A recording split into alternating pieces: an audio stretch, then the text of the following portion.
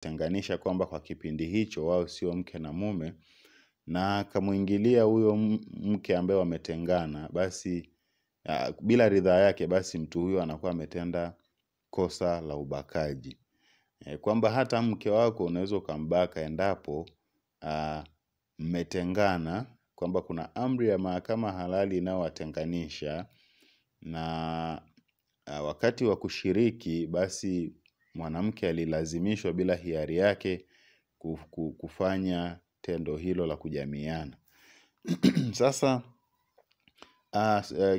mazingira mengine ambayo pia yanaweza yakatambuliwa kama ni ubakaji. Mwanamke anaweza kuwa ametoa ridhaa ya kushiriki tendo la kujamiiana, amekubali kushiriki tendo la kujamiiana, lakini amekubali kwa kulazimishwa. Pengine labda kwa kutishiwa silaha, kwa ajili ya kutishiwa labda kuuawa, au kutishiwa kufanyiwa jambo ambalo linaweza likamdhuru kimwili. Kwa hiyo anakubali kutokana na kulazimishwa.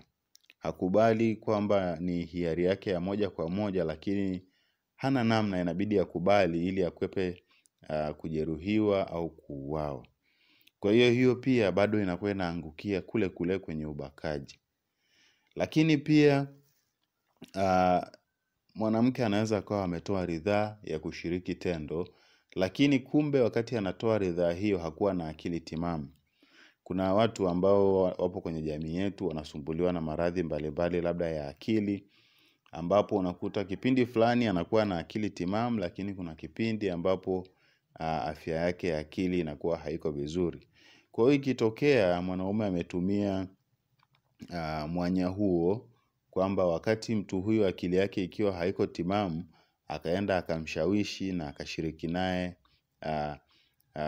akashiriki naye ngono, basi mtu huyo anakuwa amebaka, kwa sababu anafahamu mtu huyo alikuwa akikabiliwa na changamoto ya akili wakati akitoa ridhaa, kwamba hakutoa ridhaa kupitia akili yake kwa 100%, kwamba alikuwa akikabiliwa na hali fulani ya ugonjwa na alikuwa haelewi anachokiamua wakati huo.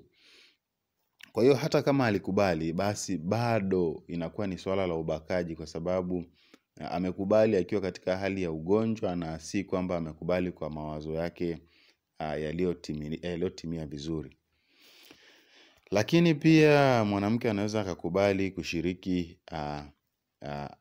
kushiriki ngono kwa udanganyifu.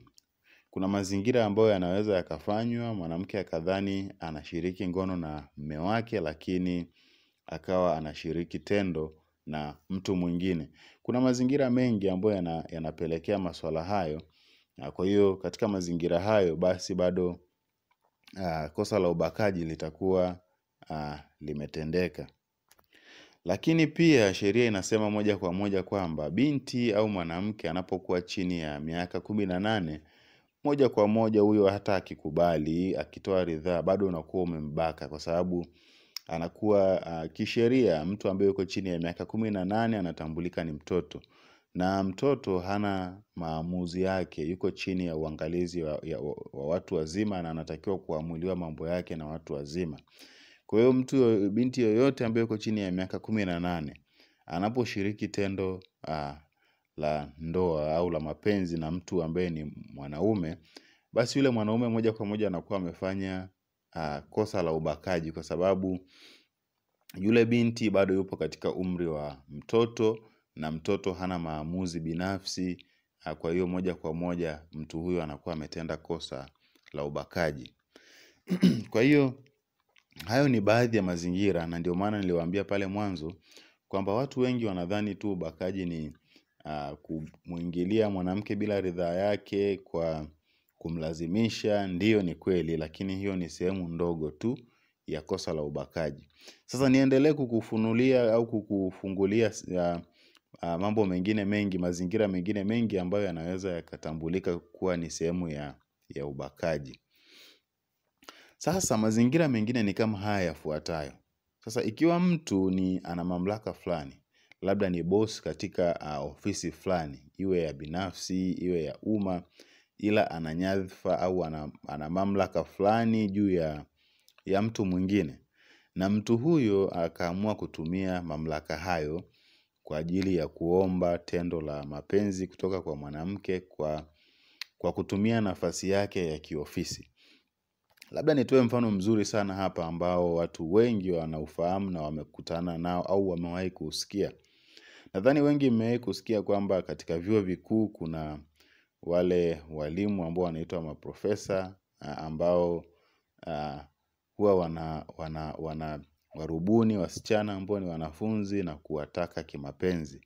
Sasa ile moja kwa moja inakuwa ni kosa la ubakaji. Inapotokea huyo mwalimu ambaye ni mwalimu wa chuo au mwalimu yoyote ameweza kutumia nafasi yake ya ualimu juu ya mwanafunzi wake, kwa sababu ana mamlaka, labda nitakupa maksi fulani au nitakusaidia kitaaluma. Sasa kupitia mamlaka yake hiyo akaweza kumrubuni binti na akaweza kushiriki naye mapenzi bila kujali umri wa huyo binti, iwe ni chini ya miaka 18, iwe ni juu ya miaka 18. Basi mtu huyo anakuwa ametenda kosa la ubakaji, kwa sababu yule binti anakuwa hajakubali, hajaridhia kwa ridhaa yake yote, ila kuna jambo ambalo linamlazimu kufanya hivyo kwa sababu yule ni mwalimu wake na pengine anaweza kumletea vikwazo katika elimu yake na mambo kama hayo. Kwa hiyo hayo ni mazingira mengine ambayo mtu anapokuwa ameyafanya, moja kwa moja anahesabika kuwa amefanya kosa la ubakaji. Ni hivyo hivyo. Kwa hiyo kwamba swala la mtu mwenye mamlaka, pia mtu anaweza akawa kiongozi au mtumishi au mtumishi sehemu fulani, ana mamlaka juu ya mtu fulani, na kutumia hayo mamlaka yake akaweza kuyatumia vibaya kwa kushawishi mtu mwingine au kumlazimu mtu mwingine ambaye ni msichana au mwanamke kwa ajili ya kutimiza lengo lake la kushiriki naye mapenzi. Kwa hiyo inakuwa ni makosa moja kwa moja, makosa ya ubakaji, na mtu huyo anapokutwa na hatia anaweza akafungwa mpaka kifungo cha maisha. Japokuwa sheria inasema kwamba kosa hili linahukumiwa katika kifungo cha maisha, lakini pia linatoa mbadala kwamba hata isipokuwa kifungo cha maisha basi isipungue miaka 30. Lakini adhabu ya kwanza ni kifungo cha maisha.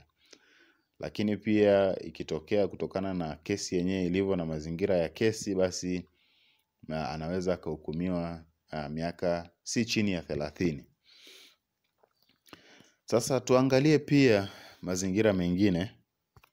Mtu ambaye ni labda mtumishi au kiongozi katika hospitali, katika shule, katika kituo cha kulelea watoto, nyumba ya watoto au taasisi, shirika au wakala wowote ambapo kuna jukumu la uangalizi. Mtu huyo anapotumia cheo chake na kumbaka msichana au mwanamke, basi anakuwa ameingia kwenye kosa la ubakaji moja kwa moja. Lakini pia kuna waganga wa jadi ambao wanatumia nafasi yao kwa kuwashawishi labda wasichana au wanawake kwamba labda kuna matibabu fulani ambayo yanahusisha yeye mganga kumuingilia labda huyo mteja wake. Yote hayo mazingira yote yanahesabika kuwa ni kubaka. Kuna waganga ambao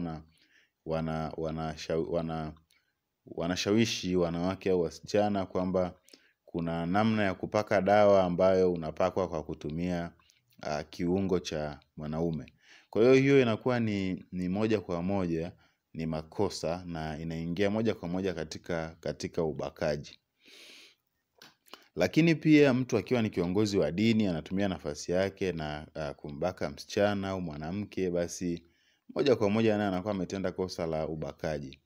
Lengo kubwa la kipengele hiki ambacho nimekueleza ni mtu yeyote mwenye mamlaka juu ya mtu mwingine anapotumia nafasi yake ile ya mamlaka au ile nafasi ya kiofisi kutekeleza swala lake la ubakaji au kushawishi kufanya mapenzi kwa kutumia nguvu yake ya kiofisi. Mtu huyo anakuwa amefanya kosa la ubakaji, na akikutwa na hatia basi mtu huyo anaweza akahukumiwa kifungo cha maisha jela. Lakini pia kwa madhumuni ya kuthibitisha kosa la ubakaji, sio lazima ionekane kwamba kulikuwa kuna majeraha labda ya mtu labda kulazimishwa kushiriki tendo, lakini hiyo sio kitu muhimu katika kuthibitisha ubakaji. Ubakaji unaweza ukathibitika na hayo mazingira yote niliyokutajia hapo juu.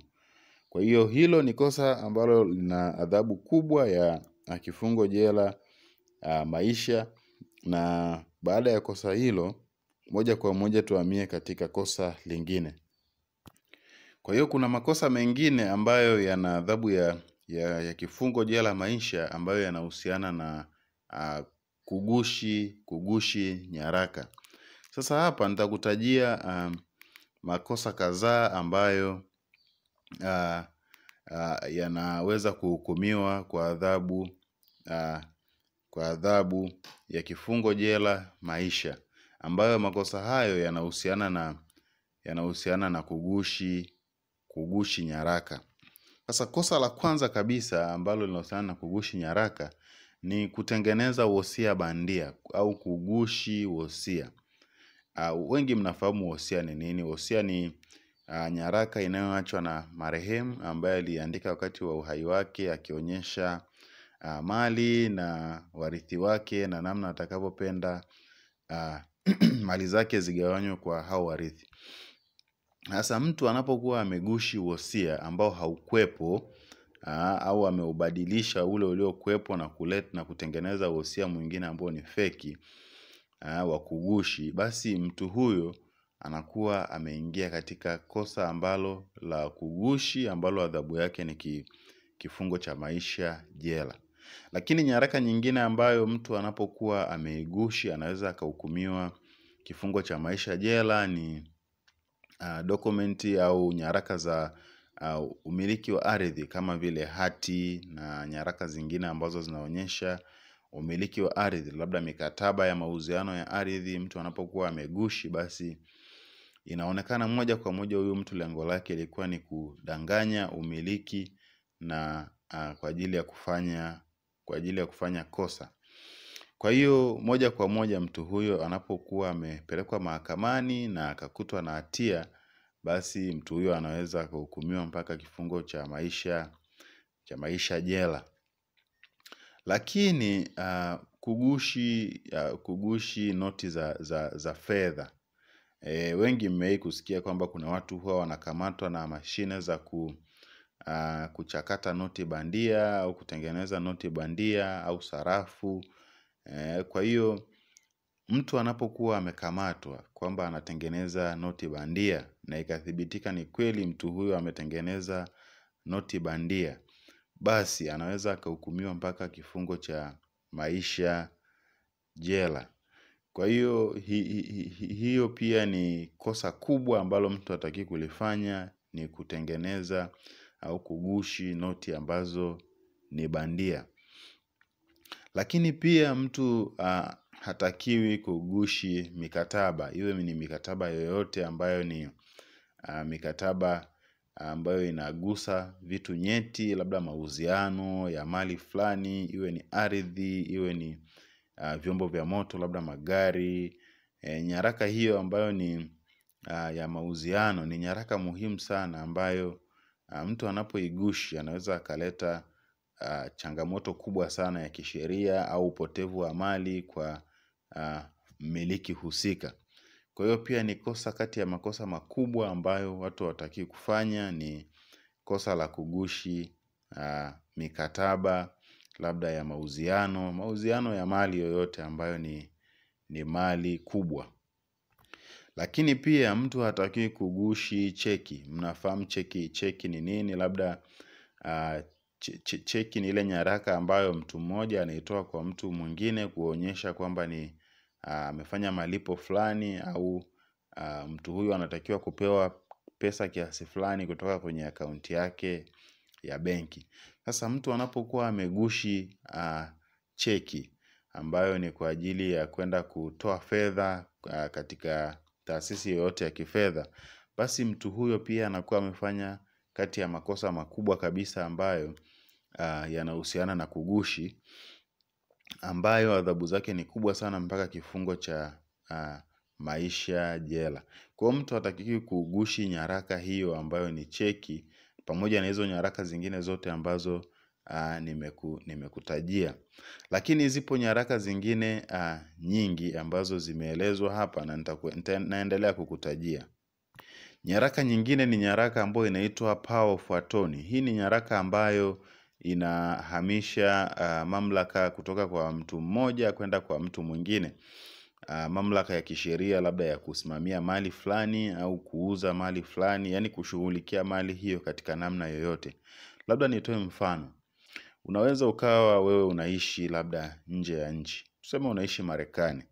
Lakini hapa Tanzania unamiliki labda nyumba, unamiliki magari, unamiliki vitu kadha wa kadha. Sasa unapotaka kuuza hiyo mali, lakini wewe uko Marekani na huna uwezo wa kuja huku, labda kuna sababu zinakukwamisha kutoweza kuja huku, basi unaweza ukaandaa hicho kitu kinachoitwa Power of Attorney. Ni kiapo ambacho kinaonyesha kwamba fulani bini fulani amekabidhi mamlaka yote ya kisheria kwa mtu fulani ya kusimamia na kutekeleza majukumu ambayo wewe ungeweza kuyatekeleza. Yani wewe mmiliki unampa mamlaka mtu mwingine ya kuweza labda kuuza mali yako au kuingia mikataba kwa niaba yako. Kwa hiyo mtu huyo anapoenda kuingia mkataba, moja kwa moja unakuwa unatambulika wewe ndio umeingia mkataba, kwa sababu pale atakuwa akifanya lile jambo kwa niaba yako. Au akiuza labda gari yako, basi unatambulika wewe ndio umeuza kwa sababu anafanya kwa niaba yako. Na huwezi kuja kwenda kumshtaki kwamba mtu huyo aliuza mali yako kinyume na utaratibu, kwa sababu wewe ndio uliyempa hayo mamlaka ya kisheria ya kwenda kuuza hiyo mali au kwenda kuingia mkataba ambao wewe ulimuelekeza akaufanya. Kwa hiyo hizo ni nyaraka ambazo mtu hapaswi kabisa kuzigushi, na unapokuwa umegushi nyaraka hiyo, basi unakuwa umejitengenezea mazingira mabovu, na kosa hilo linaweza likakufanya ukahukumiwa kwenda jela maisha, na ni kosa baya sana. Sasa makosa yapo mengi, na si kwamba haya niliyoyataja ndio makosa pekee. Yapo mengine ambayo yametajwa katika sheria zingine. Kwa mfano sheria ya usalama wa taifa, katika kifungu cha 3 inataja kosa la upelelezi au espionage. Hii upelelezi ambao ni kwa lugha ya Kiingereza ni espionage, ni yale makosa ambayo yanahusiana na uchunguzi au upelelezi. Yani unakuwa ni mtu ambaye unafanya uchunguzi labda katika siri fulani za serikali au katika siri fulani za kiusalama, labda kwenye majeshi ya Tanzania au siri fulani za nchi, na kuzichukua zile siri kuzituma kwa watu wengine ambao ni maadui wa Jamhuri ya Muungano wa Tanzania. Kwa unapokuwa unafanya hayo makosa na hivyo vitu, na kutuma taarifa hizo kwenda nje ya nchi kwa ajili ya hao watu kuwarahisishia labda kuivamia Tanzania, au kuwarahisishia kufanya jambo fulani ambalo litaathiri serikali au litaathiri utulivu wa amani na usalama wa nchi ya Tanzania, basi moja kwa moja wewe unakuwa umefanya kosa la upelelezi au uchunguzi, ambao nimesema kwa lugha ya Kiingereza lilivyotajwa na sheria ni kosa linaloitwa espionage. Kwa hiyo kuna makosa mengine kadha wa kadha ambayo yametajwa katika sheria zingine mbalimbali, ambayo ni makosa makubwa na mtu anaweza akahukumiwa mpaka adhabu ya kifo. Anaweza kuhukumiwa kifo, anaweza kuhukumiwa kifungo cha jela maisha. Sasa nikiwa nahitimisha, nijitambulishe tena. Mimi ni Johnson Yesaya kutoka taasisi ya sheria inayoitwa Jungu la Sheria Tanzania, na sisi tunapatikana Mikocheni, Dar es Salaam. Na kwa mawasiliano kwa masuala mbalimbali ya kisheria, unaweza kutupigia kwa namba yetu ya 0628729934, 0628729934. Basi utaweza kutupata huko na utauliza maswali yako na utajibiwa. Lakini pia tunapatikana kupitia mitandao yote ya kijamii kwa jina la Jungu la Sheria Tanzania. Huko katika mitandao ya kijamii utakutana na maudhui yetu mbalimbali ambapo unaweza ukajifunza mambo kadha wa kadha kuhusiana na masuala ya kisheria. Karibu sana Jungu la Sheria. Sisi tuko pamoja na wewe na endelea kutufuata huko ili tuendelee kuelimishana kuhusiana na masuala ya kisheria. Asanteni na karibuni sana kwa ajili ya kipindi kingine wiki ijayo, na kwaherini.